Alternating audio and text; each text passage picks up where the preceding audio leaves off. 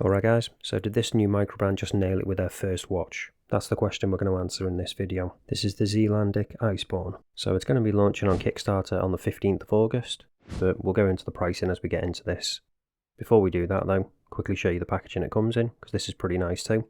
And this is where the first of the different options comes in. So you can get it in this brown colour, or if you don't like this, you can get it in a black.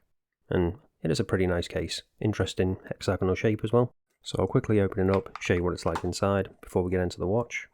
So the cushion just slots in there, so it's nice and snug, it's not going to move about. It is a nice case, and definitely better than a useless box. And here's the watch. So I've got the red dial version here, but if you're not keen on this one, they also do a green and a light blue. And I think they all look really good. And as well as different dial options, you've also got different strap options if you're not keen on this one again. They do, I think it's 4 different strap options. I'll leave a picture on screen so you can see what they are, and you can mix and match.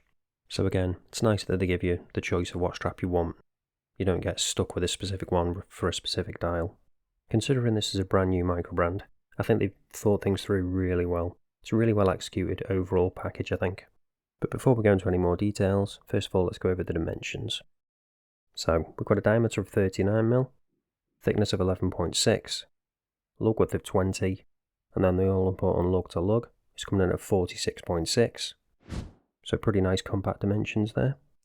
Then when it comes to the weight on the supplied strap, it's coming in at 75 grams. So now I'll give you a closer look at the strap. So as you can see, it's a suede strap. Stitching's all nicely done. Then with the buckle, we've got that logo on there, so it is signed. Got the 2 keepers, one fixed, one floating. Leather back on it, again with the branding. And then we've also got quick release. So that is a nice touch. So if you do want to swap it out, you can do quickly and easily. Now let's move on to the case back. So this is going to be exclusive to this first edition. So when they re-release this after the Kickstarter, it's going to have a different case back as far as I understand. Not entirely sure what that's going to be yet. So for those whose geography isn't great, that's New Zealand we've got on the back there. It's a nice screw down case back as well. The fact that it's designed in New Zealand, the branding, the fact that it's an automatic watch and 200 meter water resistant. Now moving on to the side of the case. Drilled lugs there, which is a nice touch. It's interesting they've gone with drilled lugs, considering we've got a quick release strap as well. But I guess it depends. If you're going to be swapping it out to a strap that doesn't have quick release, that will be useful. And then we've got that signed crown, again with the logo there. And then when it comes to the crystal, you can see we've got an ever so slight curve on that. It's almost like a top hat style crystal, but a shallow one. And you can see the finishing on the case, it's fully brushed. It's really nicely done though, almost like a satin finish. But now let's get onto the star of the show with this one, and that is the dial. So I think they've absolutely nailed this. I think it's a really good looking dial. So it's got that unusual kind of, don't really know how I'd describe it, kind of like a seabed almost. Whatever it is, it looks really good, and it's really nicely done. Then we've got applied indices, and we've also got an applied logo as well. There's no text on the dial at all, which I do really like. Really nice and clean. I wish more brands would do this. The less text on the dial for me, the better.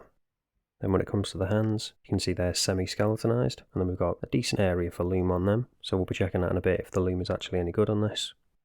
And overall, pretty nice proportions on all of the hands. Perhaps the hour hand could be a little bit longer, so it's just touching the edge of those indices, but other than that, I think they've pretty much got that spot on. And you can see we've got that nice smooth sweep of that second hand. That's because the movement in this is the Miyota 9039, which is the no date specific version of the 9015. So again, it's nice to see they've used the correct movement, because we don't have a date window on this.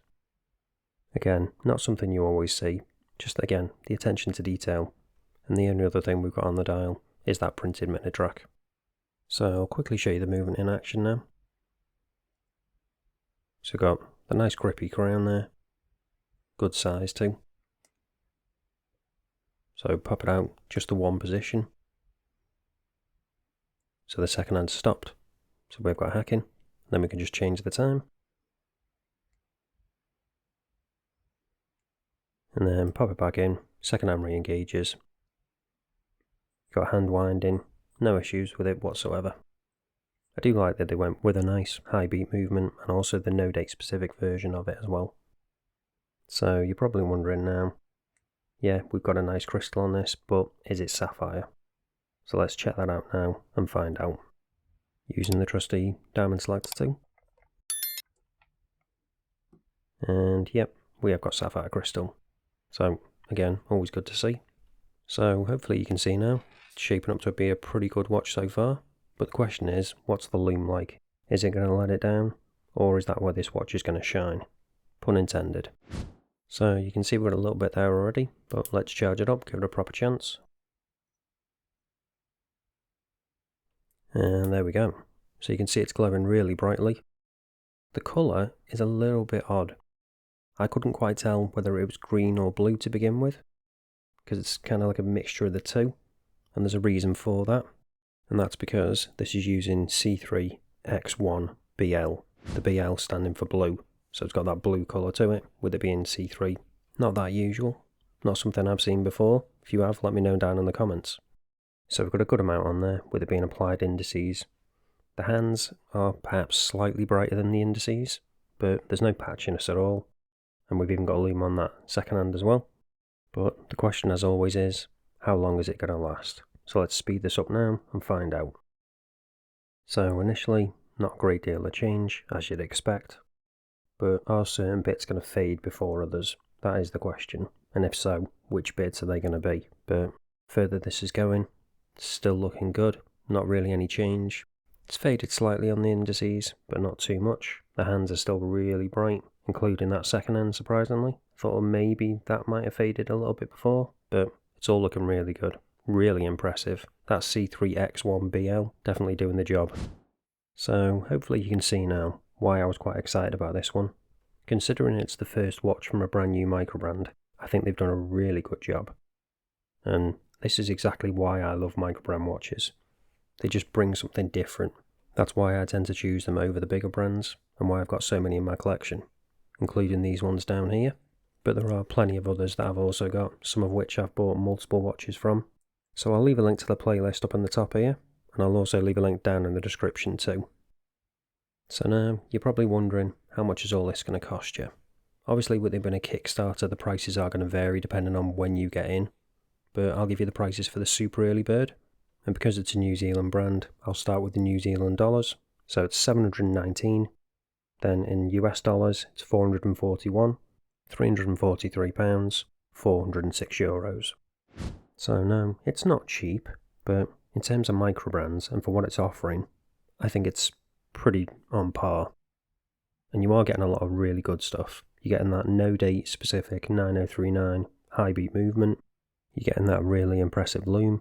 That C3X1BL, that cool textured dial, nice selection of colours, nice and vibrant all of them, selection of straps which are quick release, and nicely finished and suede as well as that first edition caseback, which is going to be different to future versions. As I've been saying throughout the review, it's just the attention to detail they've put into this, especially with it being their first watch. But it's not perfect, there are a few things that I would tweak and change, so now let's show you what it's like on wrist. Go over them, and then you can make up your mind whether you do want to back this Kickstarter or not. And here it is on my 7-inch wrist. So, I think it's looking really good. I'm absolutely loving this one. Enjoyed my time with it. As you guys probably already know, I just love a retro kind of vintage look. And this definitely has that kind of feel to it. With the modern twist, obviously. Including all those great things that I went over just before. But as I alluded to in that, there are a few little things that I would change. One of which being, when it comes to these lugs, I'd like to see a little bit of curvature to them, just so it conforms to the wrist a bit nicer. It's a fairly flat case, but because the lug to lug is quite compact, it doesn't really make too big a difference when it's actually on my wrist. But if you've got a smaller wrist, that could possibly be an issue. Another one that I mentioned earlier on is that some of the hands could potentially be longer, mainly that hour hand, just so it's touching the edge of those indices I think would make it a little bit better. Some people might think it's a touch on the short side. But that's pretty much it. Perhaps if I'm being nitpicky, perhaps another layer or two of anti-reflective coating on the crystal. But it's not that big a thing really. Most of the time you don't really need any more. It's got enough. But as you can see, I'm pretty much struggling to find major issues with this one. They're all slight possible issues for some people maybe. That's about it. And the fact that I'm saying that for a brand that's releasing their first watch, a brand new brand, that's really impressive. So again, if you're interested in picking one up and you want to back that Kickstarter, I'll leave all the details down in the description. And that's it for this one guys. Thanks for watching, and I'll see you in the next one.